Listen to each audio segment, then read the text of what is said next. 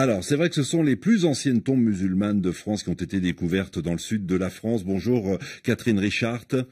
Bonjour. Vous êtes archéologue médiéviste à l'INRAP, l'Institut national de recherche archéologique préventive, qui est à l'origine d'ailleurs de cette découverte. À quand remontent d'ailleurs les 3 squelettes retrouvés? On a réussi évidemment à les dater? Oui, bien sûr, elles ont été datées par analyse au radiocarbone. Et elle propose une chronologie autour du 8e siècle.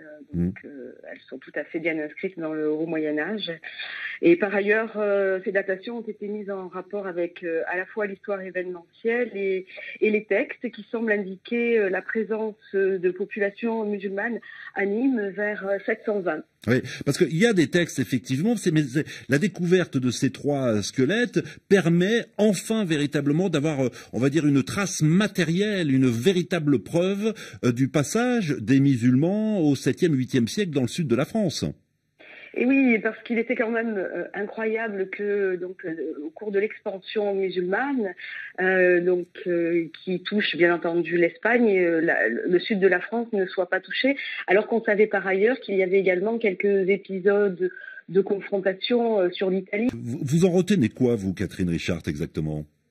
Eh bien, déjà, je veux dire du point de vue des analyses paléogénétiques, parce que c'est quand même très intéressant ce qu'ont fait nos collègues Yves Glaise et Jean-Yves Breuil sur cette fouille. Ils ont tout de suite opté pour la mise en place de réflexions pluridisciplinaires. Ça nous montre que donc la population est diverse pour le Haut Moyen-Âge, qu'il n'y a pas qu'une population chrétienne, mais qu'il y a un brassage avec des mouvements de population qui sont assez riches et finalement assez denses. Oui, et ce qui est intéressant également, Catherine Richard a souligné, c'est que ces 3 tombes étaient relativement proches de sépultures chrétiennes. Donc ça signifie que finalement musulmans et chrétiens à l'époque cohabitaient.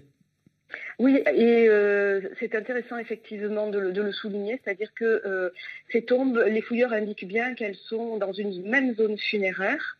Alors, je pense qu'il est logique d'imaginer qu'il y avait un carré musulman, donc les tombes ne sont pas mêlées, hein.